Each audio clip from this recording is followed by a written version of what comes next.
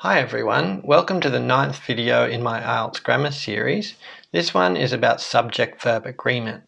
So how do we find the subject of a clause or sentence? Well, firstly you find the verb, you go left, and then you'll find the first noun that isn't in a prepositional phrase.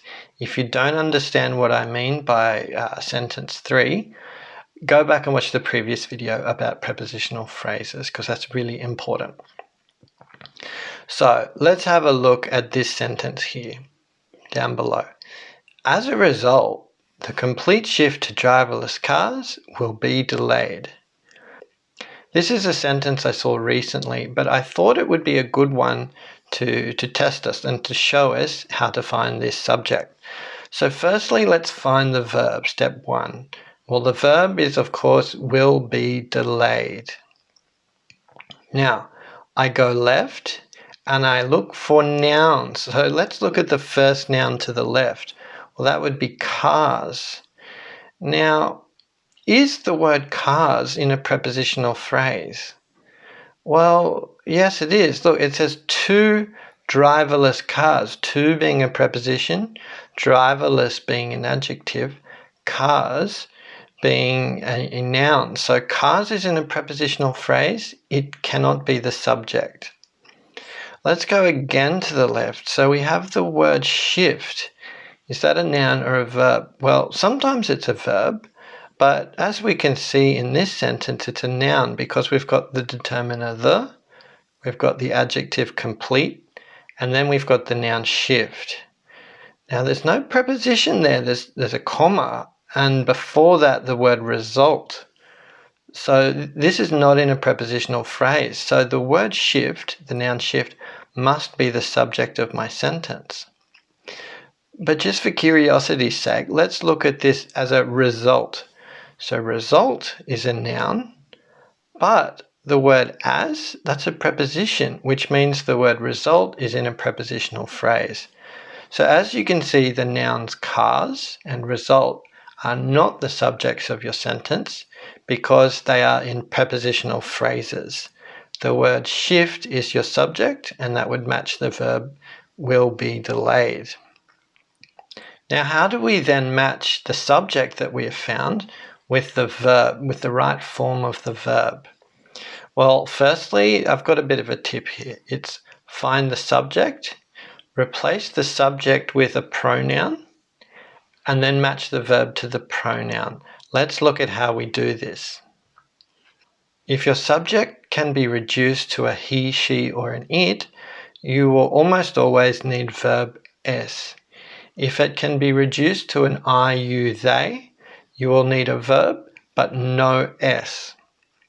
For example, let's look at this one. My brother likes pizza. Which one is correct? Well, let's follow the steps. So my brother is the subject. So let's reduce brother to a pronoun. Which pronoun would we use? Well, we would use he, wouldn't we? So now let's match it. I would say he like or likes. Well, I look at my little table here and he goes with verb s. So the answer must be likes pizza. Let's try another one. This sentence is my friends enjoy or enjoys singing. So the subject is, of course, my friends. And if I was to replace my friends with a pronoun, I would use the pronoun they. And we would match they with verb no s. So that's why we would say my friends enjoy singing or they enjoy singing. Now there are some tricky cases where people sort of don't know if it should be a they or if it should be an it. And I want to cover these now. So these are words that need verb with s. So words that are anything every, so everyone, everybody, everywhere, all that stuff, needs verb s. Everyone does. Right? Nobody, no one, same idea, does, verb s. A team, generally it's considered singular, so that will be verb s. Family is considered one thing, even though there are many people in it. So it would have a verb S. Economics is a singular thing. Even though it has an S at the end, it's singular. Same as mathematics. All right. So that one takes a verb S. And gerunds, this one is really important. So a verb ing as your subject, that's considered one activity. So it generally takes a verb S if there is only one activity. Now for cases when the verb does not take an S, the common ones here are people, men, women, and children. These all become they.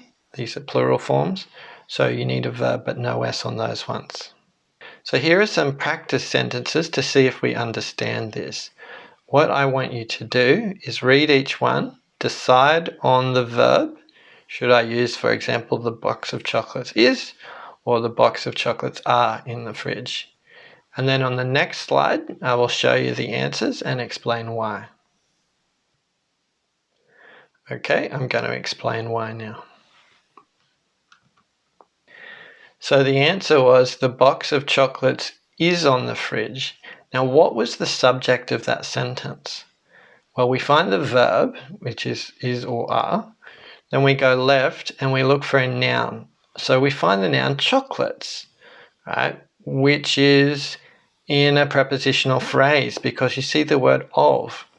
So because of the word of, chocolates is not the subject. The subject of the sentence is the word box. So box, what is that if it was a pronoun? Is it a they or is it an it? Of course it's an it. So we say it is, we don't say it are. That's why the answer was is. Next one. Everyone enjoys pizza. That's because of the rule with every. Okay, it goes with verb S. Next one, the laws of mathematics is or are fundamental to understanding the world. We find the verb, we go left, and we see the word mathematics. Now mathematics is singular, but it doesn't matter, look, because of the word of. So mathematics is in a prepositional phrase, so it's not our subject, we don't need to worry about it. The subject of our sentence is the word laws. Replacing laws with a pronoun, you would use they. So it would be they are fundamental.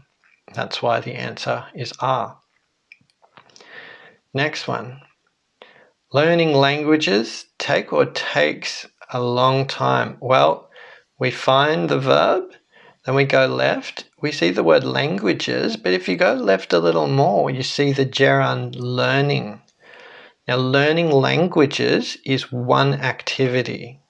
So it would be it, singular, so it takes a verb S. So languages was not your subject. Learning or learning languages as a compound noun, that's singular. It's one activity. So that one takes verb S. Last one, every one of my students have or has studied hard. Well, we find the verb, we go left. It's not students, that's not the subject because of the word of. So actually the subject is one, every one. And as I said before, whenever you see the word every, you're going to have verb S with it. So everyone has studied hard. I think understanding and getting subject-verb agreement right is a really nice way to polish off your writing and speaking skills, because even like intermediate, upper intermediate students still often have problems with this stuff. So if you can get this stuff right, it'll really give a good impression for both your speaking and your writing. I hope you enjoyed this video. I'll see you in the next one.